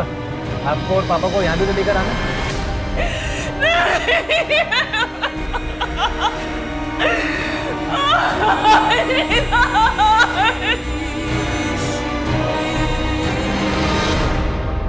अनिंदिता जी, हमें आपके बेटे श्रीधर की लाश एक गाड़ी में मिली। वो गाड़ी राजेश भाई के नाम पर रजिस्टर्ड है और इसका कहना है कि उसने श्रीधर को एक गाड़ी बेची थी। आपको जानती है इस बारे में? श्रीधर बोल तो रहा था कि वो गाड़ी खरीदने वाला था, लेकिन वो तो नई गाड़ी खरीदना चाहता था। श्रीधर के रूममेट्स निमेश और सार्थक का कहना है कि उसी गाड़ी में 5 दिन पहले श्रीधर अपने गांव के लिए निकला था, आपसे मिलने आ रहा था। आप जानती थी इस बारे में? नहीं सर। श्रीधर के रूममेट्स झूठ क्यों बोलेंगे? उनके साथ उसका कोई इशू था? पता नहीं सर, श्रीधर मुझे कुछ बताता ही नहीं था। श्रीधर की मां का बयान पुलिस को यह सोचने पर मजबूर कर रहा था कि श्रीधर के रूममेट्स ने पुलिस से झूठ बोला होगा। वहीं राजेश भाई पुलिस की रडार पर था। श्रीधर के आस पड़ोस, ऑफिस, हर जगह श्रीधर से जुड़ी इंफॉर्मेशन निकाली जाने लगी, पर इस केस के कई ऐसे पहलू थे जो अभी तक अनछुए थे। सर, मैं मानता हूँ कि मेरी और श्रीधर में अनबन थी, पर इसका मतलब ये तो नहीं कि मैं उसको कोई नुकसान पहुंचाऊंगा। तो झूठ क्यों बोला हमसे कि उस रात श्रीधर अपने गांव गया था? सर, वो तो सार्थक ने बोला था मुझे, और मेरी इस बारे में श्रीधर से कोई बात ही नहीं। सार्थक क्यों झूठ बोलेगा? सर, मैं झूठ नहीं बोल रहा हूँ। श्रीधर मुझसे यही कह के गया था कि वो अपने गांव जा रहा है। अबे श्रीधर का मर्डर हुआ है, मर्डर। अभी इसमें तेरा क्या हाथ है वो बोल। सर, इसमें मेरा कोई हाथ नहीं। आप बेकार में मुझ पे शक कर रहे हैं। श्रीधर और निमेश की आपस में नहीं बनती थी, क्योंकि कुछ समय पहले श्रीधर ने निमेश के बाल भी उड़ा दिए थे। क्या श्रीधर ने निमेश के बाल उड़ा दिए थे? हाँ सर, क्योंकि निमेश ने श्रीधर की टी-शर्ट फाड़ी थी। ओह शिट, मेरा बाल! निमेश क्या हुआ? बाल उड़ गए हैं उसके। मतलब?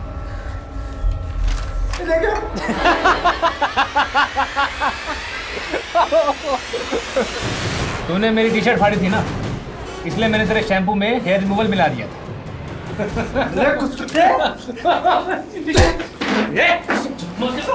दोनों क्या कर रहे हो? निमेश छोड़ दे। सर, उस दिन के बाद से निमेश बात बात में बोलता था कि वो श्रीधर से ऐसा बदला लेगा कि वो कभी नहीं भूलेगा। सर, वो तो मैंने गुस्से में बोल दिया था, और इसका मतलब ये थोड़ी है कि मैं उसको मारूंगा। ये सार्थक घुमा रहा है आपको सर, और मैं अब दावे के साथ कह सकता हूँ कि श्रीधर गांव गया ही नहीं होगा। सार्थक ने किया कुछ ना कुछ। अच्छा, वजह क्यों करेगा सार्थक ऐसा? क्योंकि श्रीधर ने सार्थक से उसकी गर्लफ्रेंड छीन ली थी। कौन गर्लफ्रेंड? दृष्टि।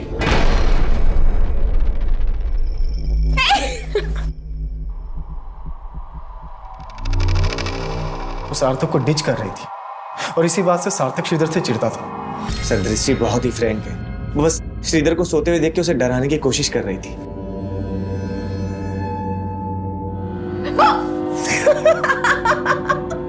डर गए ना तुम? Get up, it's Sunday. Don't waste your day. उठो। सर, निमेश के दिमाग में कचरा भरा हुआ। वो मुझे हमेशा भड़काने की कोशिश करता था। मुझे जितना ट्रस्ट दृष्टि पे था उतना ही श्रीधर पे। सर, आपको यकीन नहीं होता तो आप दृष्टि से पूछ लीजिए।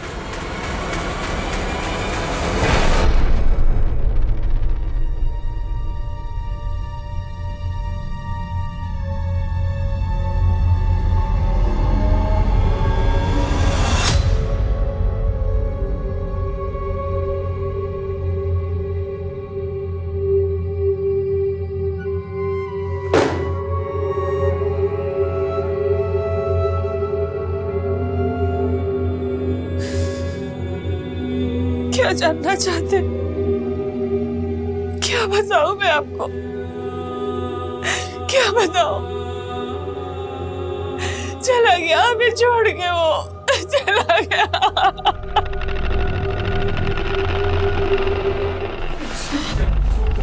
तो इतने दिनों से तुम मुझे फॉलो कर रहे थे, और मुझे लग रहा था कि कोई और मुझे स्टॉक कर रहा है, मेरा पीछा कर रहा है, मुझे तरह तरह के मैसेजेस भेज के मुझे परेशान कर रहा है, लेकिन ये सब तुम कर रहे थे। क्यों महेंद्र? चुप! ज़्यादा समझदार बनने की जरूरत मत कर। समझ गई ना? मैं चालाक बन रही हूँ? महेंद्र, तुम चालाक बन रहे हो, मुझे जलील करते रहते हो तुम। ये सब तुम मुझसे छुटकारा पाने के लिए कर रहे हो ना? कर रहा था, छुटकारा पाने के लिए कर रहा था, ठीक है? लेकिन अब मैं तुझे एक बात बता रहा हूँ, मैं तुझे ना तेरे इरादों में कामयाब नहीं होने दूंगा, चाहे कुछ भी हो जाए। पेपर से मारना तूने, देख लूंगा तुझे मैं। निमेश और सार्थक दोनों अलग अलग कहानी सुना। लेकिन जब श्रीधर का फोन ऑन हुआ तब निमेश और सार्थक हमारे साथ थे, राजेश भी हमारी कस्टडी में था। तो फिर वो कौन होगा जिसने श्रीधर का फोन ऑन किया होगा? सर दृष्टि, शायद वो भी शामिल हो सकती। सर आपको गलतफहमी हुई है, श्रीधर का फोन मेरे पास क्यों होगा? पर तुम ये तो मान रही हो ना कि तुम श्रीधर को पसंद करती थी। सर मैं पसंद करती थी श्रीधर को, लेकिन सिर्फ एज अ दोस्त, उससे मेरा अफेयर नहीं चल रहा था। लेकिन निमेश तो कह रहा है कि सार्थक तुम पे और श्रीधर पे शक करता था। सर सार्थक का मुझ पर विश्वास था, ही ट्रस्टेड मी लाइक एनीथिंग।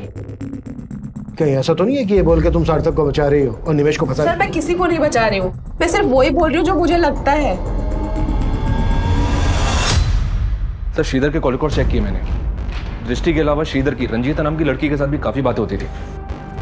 कौन है रंजीता? उसके अंडर काम करती थी। श्रीधर और रंजीता का कोई चक्कर, अफेयर वगैरह? अफेयर का तो कोई हिंट नहीं मिला है, बस इतना पता चला है कि श्रीधर के बाद उसकी पोस्ट की सबसे बड़ी दावेदार थी। सर श्रीधर और मैं सिर्फ कलीग्स थे, हमारा कोई अफेयर नहीं चल रहा था। कॉल रिकॉर्ड चेक किया हमने तुम्हारे। ऑफिस के बाद जब जब तुम श्रीधर को फोन करती थी, उसके बाद राठौड़ तुम्हें फोन करता था। क्या चल रहा था ये? देखो कुछ भी छिपाना मत हमसे, मालूम है हमें। राठौड़ के साथ तुम्हारा होटल में आना जाना था और जब जब तुम उसके साथ होटल में आती जाती थी उसके बाद श्रीधर को फोन करती थी। क्या खिचड़ी पक रही थी ये? सब मैंने जो किया वो राठौड़ के कहने पे ही किया। क्या करवा रहा था राठौड़ तुमसे? सब राठौड़ ने श्रीधर के ऐप को अपना बना के प्रेजेंट किया था, इसीलिए श्रीधर उसे धमकी दे रहा था। कैसे धमकी?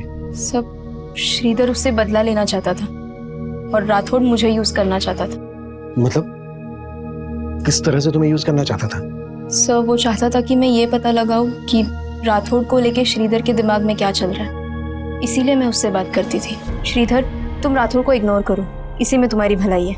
नहीं, मैं इग्नोर नहीं करूंगा उसको, उससे बदला लूंगा मैं। और अगर तुम मेरा साथ दोगी तो तुम्हारा बदला भी पूरा हो जाएगा। देखो श्रीधर, तुम मुझे इन सब चीजों में मत घसीटो प्लीज। क्यों? उसे डर रही हो या उससे बचा रही हो तुम? मैं उस कमीने को क्यों बचाऊंगी? तुम करने क्या वाले हो? कल मिलो मुझे, मिलके बताता हूँ तुम्हें। ठीक है। मेरे ही सामने मुझे कमीना बोल रही थी ना? उसे शक नहीं होना चाहिए था ना? सर मैंने अपनी मर्जी से ये सब नहीं किया है, मेरी तरह ऑफिस की कई लड़कियां राठौड़ से तंग आ गई है। जब श्रीधर राठौड़ के खिलाफ क्या करने वाला था? रंजिता वो ऐप मैंने डिजाइन की थी, प्रूफ है मेरे पास, और मैं वो सारे प्रूफ कंपनी की हाई अथॉरिटीज को जाके दिखाने वाला हूँ। तुम भी साथ चलना मेरे, और राठौड़ ने जो भी तुम्हारे साथ किया ना सब बताना वहां पर। श्रीधर अगर इससे कहीं कुछ हो गया तो? कुछ नहीं होगा रंजिता, मैं हूं ना तुम्हारे साथ। लेकिन श्रीधर को किसी से मिलने का मौका ही नहीं मिला क्योंकि कंपनी के सारे main person out of India गए थे। और ये बात तुमने राठौड़ को बता दी? नहीं सर, मैंने राठौड़ को कुछ नहीं बताया, पता नहीं उसे कहाँ से भनक लग गई। लेकिन अगर श्रीधर ऐसा कर देता तो राठौड़ का करियर खत्म हो जाता था।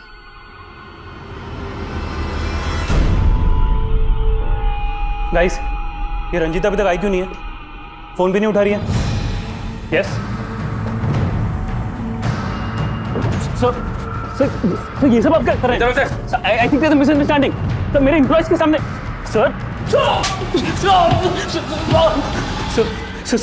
सर मानता हूं कि मैंने श्रीधर के आपको अपना बना के प्रेजेंट किया था, लेकिन मैंने उसको मर्डर नहीं किया सर। सिर्फ श्रीधर ही नहीं, रजिता और ऑफिस की और भी लड़कियों को ब्लैकमेल कर रहा था तू। श्रीधर तेरी पोल खोलने वाला था तो खत्म कर दिया उसको? नहीं सर, सच में सर मैंने ऐसे कुछ नहीं किया सर। ऐसा नहीं निकलेगा है। कुटास! राजेश, निमेश, सार्थक, दृष्टि और रंजीता के बाद राठौड़ भी एक प्राइम सस्पेक्ट था। लेकिन श्रीधर का फोन बार बार ऑन करने वाला कौन होगा? फिलहाल इसका पता नहीं लग पाया था, लेकिन पुलिस को लग रहा था कि ये सब कुछ उन्हें असल मुजरिम से भटकाने की कोई चाल है। पुलिस इस केस को नतीजा देने के लिए श्रीधर से जुड़ी बारीक से बारीक बात पता कर रही थी। लाश पर मिले शॉपिंग बैग से भी कोई क्लू नहीं मिल रहा था और यह भी पता नहीं चल पा रहा था कि वो डक्ट टेप्स किसने और कहां से खरीदी होंगी। पुलिस को हत्या का मोटिव समझ में ही नहीं आ रहा था और इस केस की अगली जानकारी इसे और उलझा देने वाली थी। सर, श्रीधर का जिस तरह से मर्डर हुआ,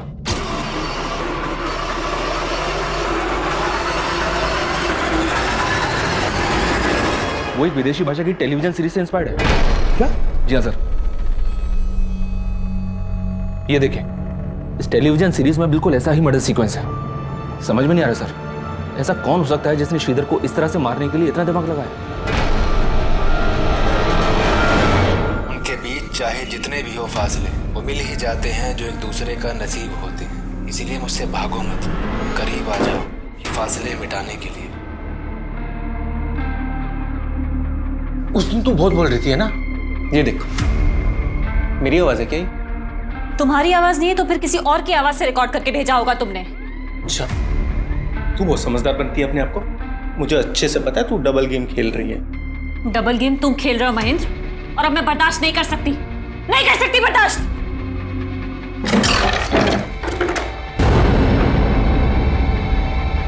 क्या ये है देविका? देविका चाहिए ना तुम्हें मुझसे? छुटकारा चाहिए ना? हाँ तो ये लो, मार दो मुझे, मारो। अरे मार दो मुझे। हटना।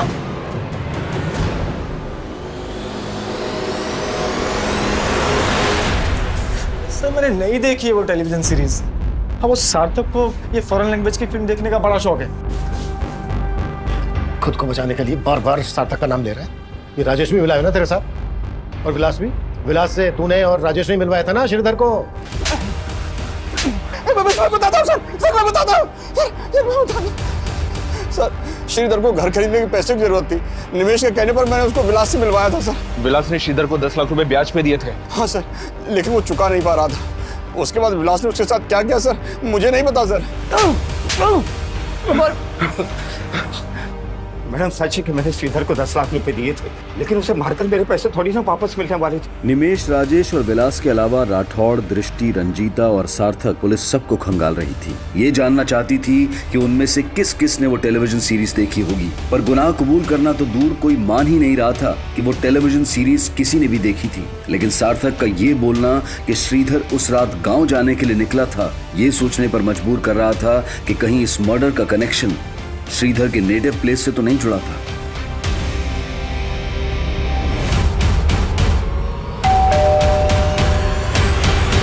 श्रीधर के दोस्तों ने आपसे झूठ कहा है, तो अगर यहाँ आता तो हमें बताता जरूर। श्रीधर यहाँ 1 महीना पहले भी आया था। ये बात आपने हमसे कहाँ बताई? और जब 1 महीना पहले श्रीधर यहाँ आया था तो बहुत कुछ ऐसा हुआ था जो एक माँ होने के नाते आपको हमें बता देना चाहिए था, लेकिन आपने हमें नहीं बताया। सर आप गलत समझ रहे हैं। ठीक है, आप हमें सही समझा दीजिए। जब 1 महीना पहले श्रीधर यहाँ आया था तो क्या हुआ था?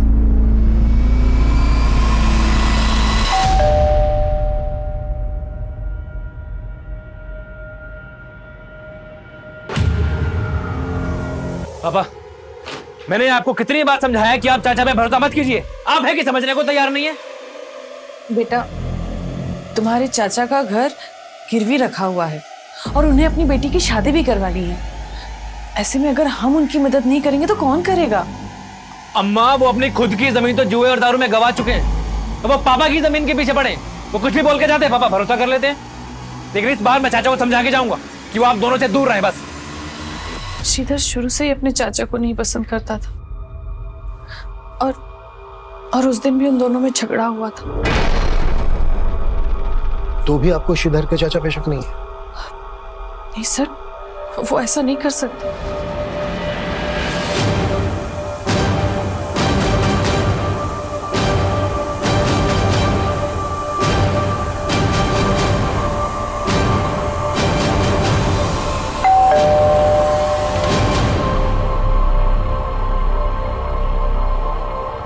सर कैसी बात कर रहे हैं आप? श्रीधर मेरे बेटे के जैसा था। लेकिन उस वक्त तो वो आपको मारने पर भी उतारू हो गया था। चाचा जी, चाचा जी, अगर आप में थोड़ी भी शर्म बाकी है ना, तो अभी के अभी मेरे पापा के पैसे वापस कीजिए आप। हाँ तो उधार के नाम पे लिया हमने भाई साहब से, और जब होंगे तब लौटा दूंगा। चाचा जी, ये नौटंकी बंद कीजिए आप। सब जानता हूँ मैं, ऐसे मीठे बन के कितने पैसे निकल चुके हैं आप। पैसे तो वापस मैं लेकर ही जाऊंगा। श्रीधर, रुक जा श्रीधर, हटिए मुझे। सर माना श्रीधर गर्म स्वभाव का था और उसका व्यवहार मुझे भी पसंद नहीं था, लेकिन आप जैसा सोच रहे हैं वैसे मैंने कुछ नहीं किया। कौन हो सकता है वो जिसने इतना परफेक्ट मर्डर किया कि अभी तक हम कोई क्लू नहीं ढूंढ पाए? सर श्रीधर का मोबाइल फिर से ऑन हुआ है, उसी एरिया में जहाँ पहले ऑन हुआ था। वो जो कोई भी है, इस बार बचना नहीं चाहिए। सर,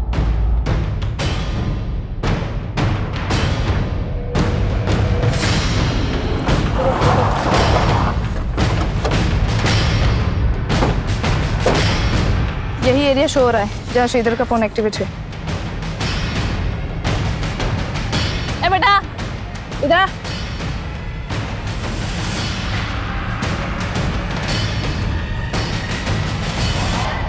भाग क्यों रहा है?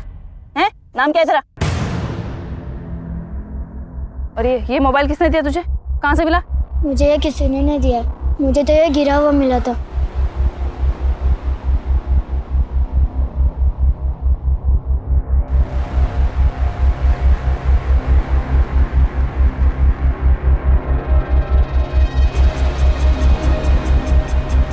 इस मोबाइल के साथ एक लैपटॉप भी वहाँ पड़ा था। घर कहाँ है तेरा? घर में किसी को नहीं पता। मैं तो इसे छुपके गेम खेलने के लिए ऑन करता था, लेकिन ये लॉक है और इसका लॉक खुलता ही नहीं। लैपटॉप कहाँ है? चल दिखा हमें। सर जिस एरिया से उस बच्चे को श्रीधर का लैपटॉप और मोबाइल मिला था, उसी एरिया से श्रीधर की लाश मिली थी। हो सकता है वो बच्चा किसी के कहने पर झूठ बोल रहा। नहीं सर, फिलहाल ऐसा कुछ मिला नहीं, लेकिन मैं चेक कर रही हूँ। श्रीधर के लैपटॉप और मोबाइल में कुछ मिला? लैपटॉप तो चेक हो रहा है सर, लेकिन मोबाइल में कुछ मिला है। ये देखिए, मोबाइल की होम स्क्रीन पे एक लड़की का फोटो है। मोबाइल में एक मैसेजिंग और कॉलिंग ऐप भी है जिसमें मरियम नाम से एक आईडी है जो इस लड़की से जुड़ी हुई लग रही है। आईडी के प्रोफाइल स्टेटस में इसी लड़की का फोटो है सर। मरियम, पता करो कौन है ये लड़की।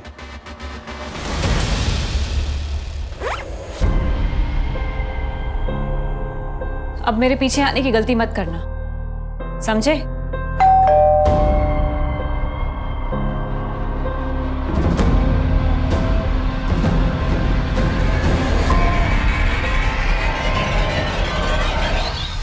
जी सर, ये मेरी आईडी नहीं है, मैं इसको यूज ही नहीं करती। लेकिन देविका, जिस कॉल सेंटर में तुम काम करती हो वहां पर कस्टमर से बात करने के लिए तुम्हें नाम दिया गया है मरियम। मरिया नाम की आईडी है ये। फोटो है इसमें तुम्हारा, श्रीधर के फोन में भी तुम्हारा फोटो है। लेकिन सर मैं किसी श्रीधर को नहीं जानती। हाँ, लेकिन काफी टाइम से कोई तो मुझे तरह तरह के गिफ्ट्स देके परेशान कर रहा था सर। इनफैक्ट उसने मुझे कई सारे पेन ड्राइव्स भी भेजे थे जिसमें मेरे ही फोटोज थे सर। मैं आपको दिखाती हूँ।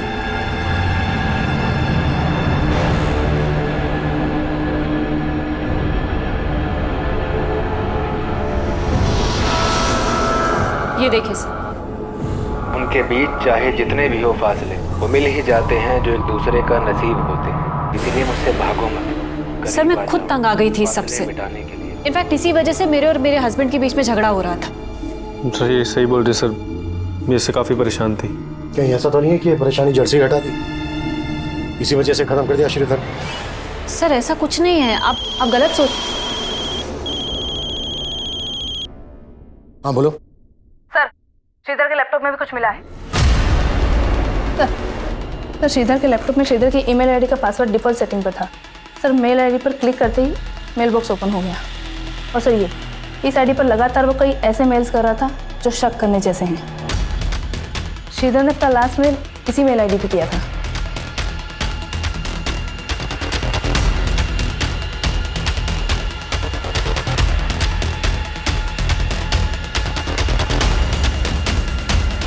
पता करो ये आईडी कौन यूज कर रहा था। जो भी आईडी यूज कर रहा था वो भी श्रीधर की मर्डर के लिए जिम्मेदार हो सकता है। तो आप है वो जिन्हें श्रीधर मेल किया करता था। तो कब से चल रहा था ये सब श्रीधर के साथ?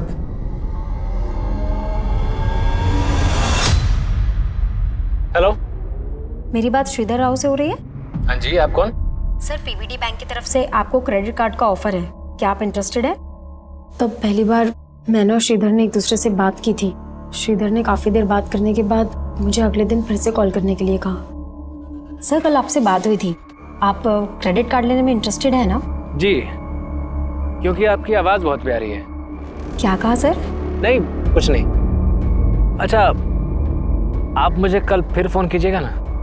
अगले दिन भी हमारी काफ़ी देर तक बात हुई, फिर उसने अचानक से बोला कि ठीक है, मैं आपका ये कार्ड ले लेता हूँ, लेकिन आपको भी मेरी एक शर्त माननी पड़ेगी। कैसी शर्त सर? आपको मुझसे दोस्ती करनी पड़ेगी। सर पहले तो मुझे बहुत अजीब लगा, लेकिन श्रीधर से बात करने के बाद मुझे उससे बात करना बहुत अच्छा लगने लगा। और उससे बात करने के लिए तुमने मरियम नाम की फेक आईडी बनाई? देविका तुम्हारे कॉल सेंटर में काम करती थी। श्रीधर से बात करने के लिए तुमने देविका के कॉलिंग नेम का इस्तेमाल किया, मरियम। सर उससे अपनी असली पहचान से बात करने से डर रही थी मैं। मुझे बिल्कुल भी अंदाज़ा नहीं था कि हम दोनों एक दूसरे से बात करते करते इतना क्लोज आ जाएंगे, एक दूसरे को इतना समझने लगेंगे। हम दोनों एक दूसरे से हर बात शेयर करते थे। उसके बाद श्रीधर ने मुझे शादी के लिए प्रपोज कर दिया और मुझसे मिलने की जिद करने लगा। मरियम प्लीज मना मत करो, तुम समझ नहीं सकती हो मैं तुमसे मिलने के लिए कितना बेचैन हो रहा हूँ। मैं भी तुमसे नहीं मिल सकती हूँ। मिल नहीं सकती हो तो कम से कम अपनी फोटो तो शेयर कर सकती हो। सर मैं बाकी लड़कियों जैसी सुंदर नहीं दिखती, इसलिए मुझे डर था कि वो मुझे देखेगा तो मुझे रिजेक्ट कर देगा, इसलिए तुमने देविका के फोटोज को भेज दिया।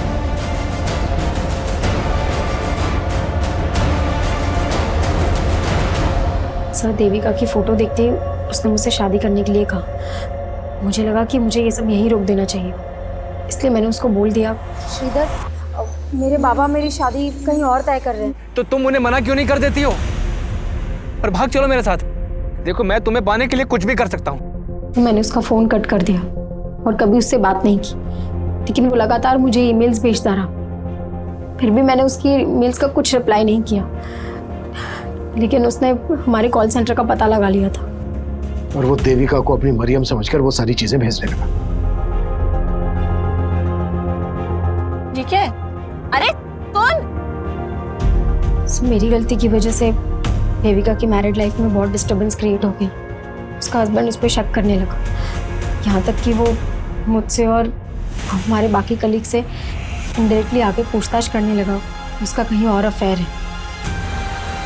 ये कहानी बंद करो जागृति, सीधा सीधे मुद्दे पे आओ। श्रीधर से अपनी बातचीत बढ़ाने के पीछे तुम्हारा असल मकसद क्या था? सब मेरा कोई गलत मकसद नहीं था, मेरा बस ये रूप, यही मेरी बदनसीबी है। लेकिन मुझे नहीं पता था कि उसको अवॉइड करने के बाद वो इतना बड़ा स्टेप ले लेगा।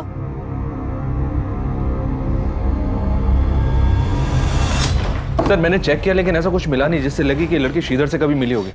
लेकिन सर नहीं सर, इससे ऊपर नहीं हो पा रहा है। ठीक है, उसका भी शायद यहीं तक था।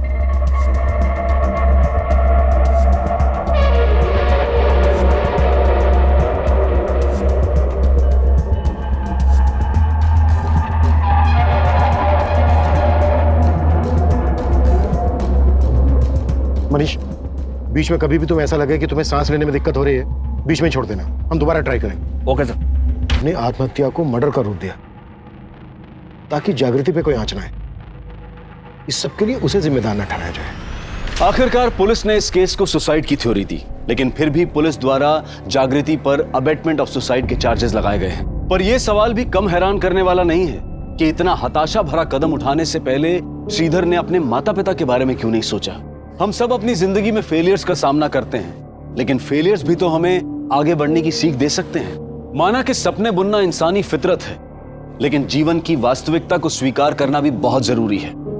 सच्चाई से भागने की बजाय उससे लड़कर ही हमारा संघर्ष सफल हो सकता है। अब मैं अनूप सोनी आपसे विदा लेता हूं, फिर मुलाकात होगी क्राइम पेट्रोल सतर्क के ब्लैक हेडलाइंस अध्याय में एक और नए केस के साथ। और याद रखें, क्राइम और आपके बीच में सिर्फ इतना फर्क है कि आप कितने सतर्क हैं। सतर्क रहें, सुरक्षित रहें। जय हिंद।